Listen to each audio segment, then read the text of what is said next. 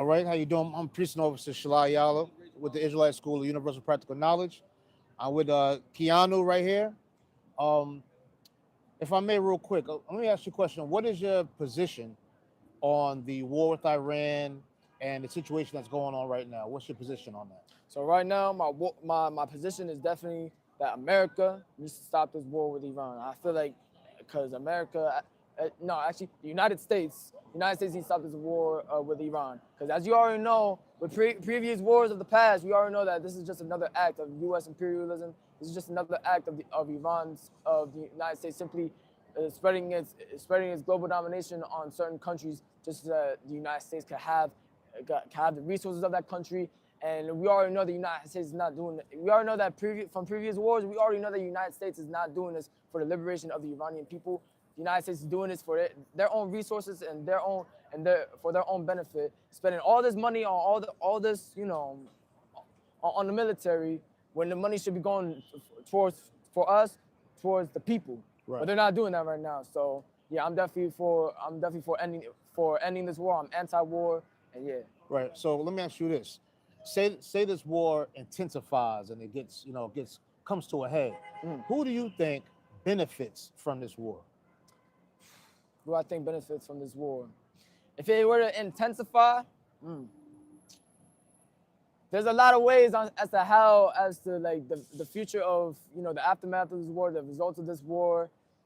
I mean, it could lead into a future where nobody really benefits from nothing, and at the end of the day, all it results in is just murder, killings on both sides, on the United States, on Iran, and of course on it, because Israel is of course in this war too. It's gonna be a bunch of killings on both sides. I mean, you could say in some way the United States could benefit because of course they're just doing this war on Iran just to gain its resources, and the Iranian people unfortunately most likely might end up in a worse condition that they already was. Even with the current regime, probably gonna be in an even worse condition. And yeah, I mean it's weird, but I think what's likely right now is that there might be a benefit on the United States side, but with such a heavy cost because so many American soldiers are most definitely going to be killed for this unnecessary war. So yeah. Right. That's good, man. So let me ask you this: with the news covering this, so massively the way it is, Right. do you think that with the news coverage and everything, that this is covering up some of the files and things that's going on with the Jeffrey Epstein case? Do you think this is a cover up or a distraction so people won't be focused on that? A lot of people are saying, you know what? Yeah, I mean, in some way, it is a distraction because, mind you, ever since this war has started, apparently the DOJ has already removed like 65,000 documents from the files. So in some way, it's a distraction because of the fact that they're already removing these files, already hiding it from the people again. You know what I mean? So in some ways, it's a distraction.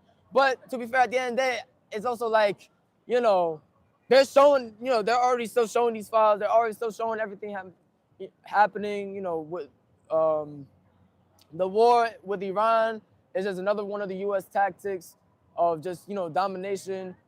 A complete distraction from the files could be, but also at the same time, I don't even think they're even worried about it. I think at this point, because look, some of the files have become unredacted, and we've already seen some of the dirty things that are in the files. Right. At this point, I don't think everybody's focused on the files.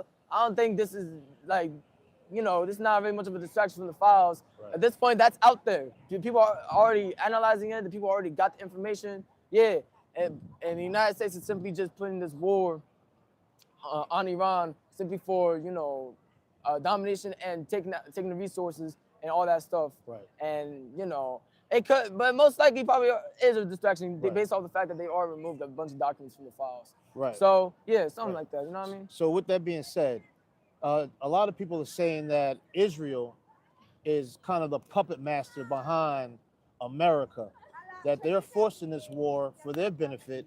Do you feel like Israel is pulling the strings behind the curtains and they're kind of the ones that are pushing America into this war for their benefit? It's funny because yeah, I mean, it could be like Israel is pulling the strings or the United States is pulling the strings. I mean, the United States is already pouring so much billions and billions of dollars into Israel's military and just Israel overall. That's why Israel got universal health care. And here in the United States, we don't. Right. So, it's like, honestly, I feel like they could really both be they could be the ones pulling each other's strings at the same time. Who really knows? I mean, Israel did take. Look, here's something that Israel did do. Because of this war, Israel did took it as an advantage to end up to block Gaza off any aid coming in. So now Gaza will no longer have any more aid coming in because Israel blocked it all off again. Right. So Israel has already taken that advantage, because of this war. You know what I mean? Right. So yeah, it's honestly sometimes it's really hard to tell Right. as to who's pulling each other's strings. Could be the United States pulling the strings, Israel pulling the strings. They both could be doing it. Honestly, even I'm not certain on that. But what I do know is the fact remains clearly they're both in on this together. They're both working on this together just to push this war into Iran for their own benefit. And whether happens to the Iranian people, they don't care. They don't care about their liberation. They don't care about their safety. They don't care. Shit, they'll probably bomb more schools just for their own benefit. Right. They don't, the United States and Israel, they both don't care. Right. That's basically what's going on. I just got two more questions before I know it's kind of cold out. Nah, that's cool. Don't even worry about it. One more question. Now, with the history of America, right? With all the bloodshed, from the Native Americans being going through genocide, almost genocide, with so-called blacks and Latinos going through slavery here in this land, with all of the, the Ku Klux Klan and all of the domestic terrorists that are in this country alone, do you think that the 70,000 or plus Iranian immigrants that are just right here in New York City, do you think they'll face some type of hate crimes or any type of kickback from the so-called American people here on this soil? Yeah, I mean, it's fun. Because, it's happened before. You know what I mean? When, okay, so like take this. Back in World War II, right? When the United States went to war with Japan and Germany, the Japanese Americans that were living here in the United States were already facing pushback, not just from the people, the American people, but the United States government. To the point where the United States government put the Japanese Americans into these internment camps because of their war with Japan. So the United States has already done this thing where they go to war with a certain country, and then the immigrants of that country that are living here in the United States, they're all going to face a whole lot of hate crimes, face a whole lot of pushbacks. They're going to face a whole lot of, the American government might end up targeting them themselves. So, yeah, I mean, just looking at that history alone, yeah, the American people are most likely going to push a lot of hate crimes towards Iranian people. Right. Even Iranian people that support this war, they're still going to have hate crimes. Right. At the end of the day, some of these people, they don't really care. I mean, I know for the most part, a lot of people like myself, like I sympathize with the Iranian people because I hate the fact that their own country has to go through this. And yeah, while the regime in Iran is terrible, the United States is not the world police. The United States should not be the one in charge of this regime change because we've already seen how that has happened before. You know what I mean? Right. So yeah, so the Iranian people definitely, some of them, there's gonna be a lot of hate crimes on them, unfortunately, and it shouldn't have to be that way. You know what I mean? Right. Now with the attack on Iran, I know there had to be civilians caught up in these missiles, as far as children, women, things of that nature. Now, if Iran was to defend themselves and strike America back with missiles, and so forth and so on, should they have the right, or are they justified in fighting back with America? And if they do fight back, should America defend themselves or turn a blind eye to it? I mean, it's weird. I mean, yeah. I mean, I got to ask a similar question, like, should Iran have nukes and everything? So I got to ask a similar question. And your question is like, honestly, I feel like the United States government really thinks that in some way, the United States is invincible. The United States is invincible to all sorts of invasions, and we will never get invaded. We will never get invaded. And I feel, and it sucks because, I don't want civilians to have to be. Nah, I mean, I feel like civilians shouldn't have to be caught up in it. So, Right. in some way, if Iran were to attack the United States with missiles, one, it will show that, yeah, the United States is not invincible. Yes, the United States can be struck by other countries. But on the other hand, civilians here will also most likely be killed, most Right. likely be bombed. Right. And it shouldn't have to be that way.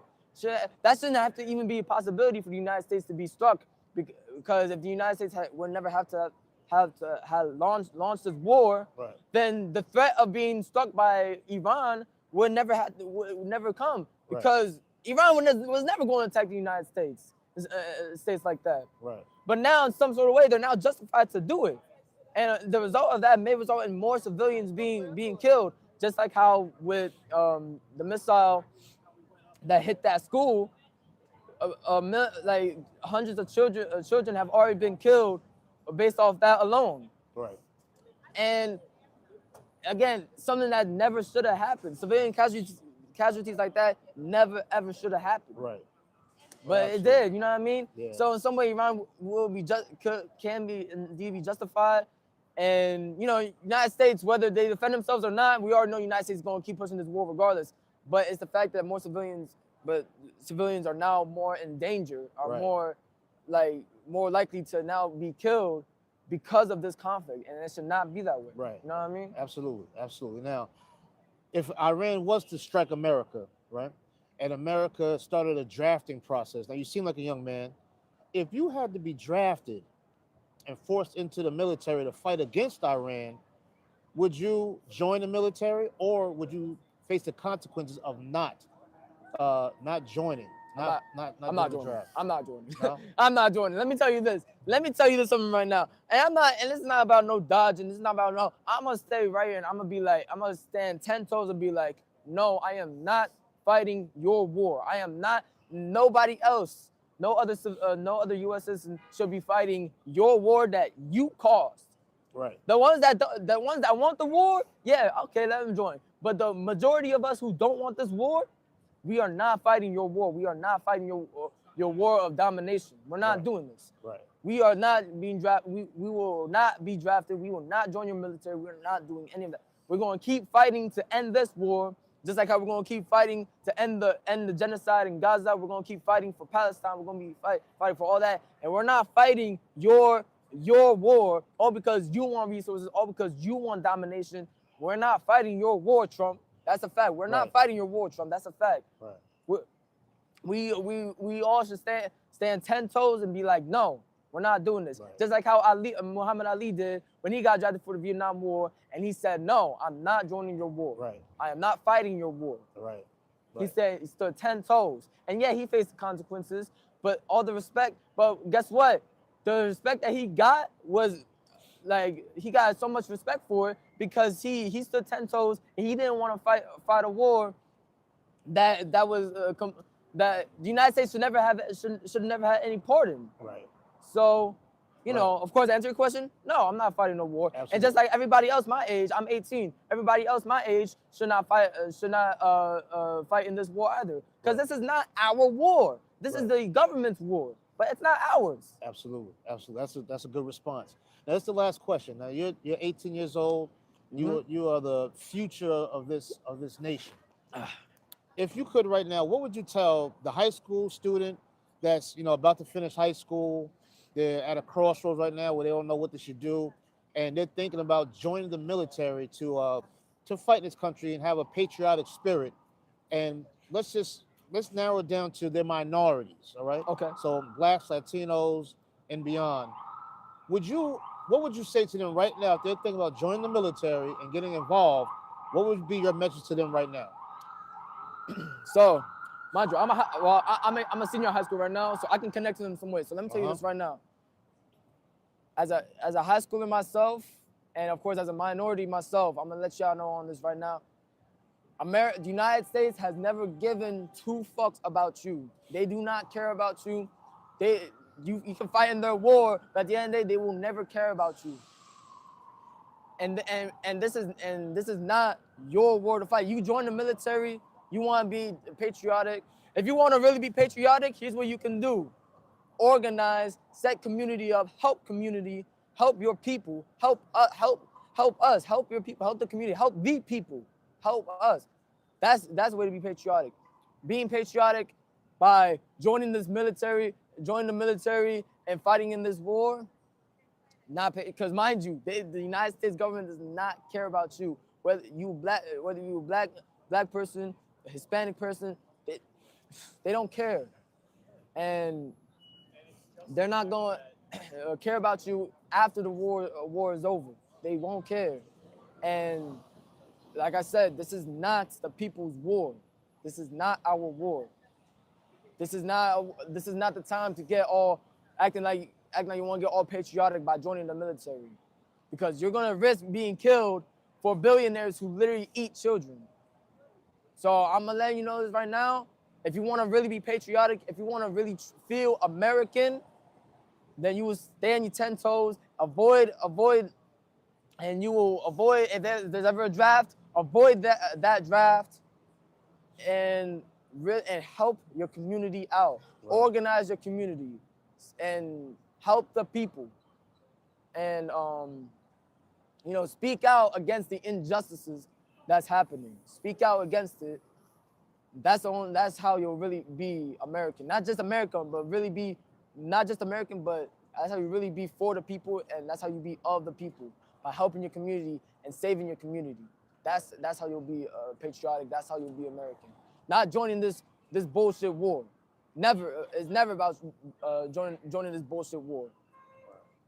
Absolutely. That's my response right there. Man, Kenya, man, thank you for your time, brother.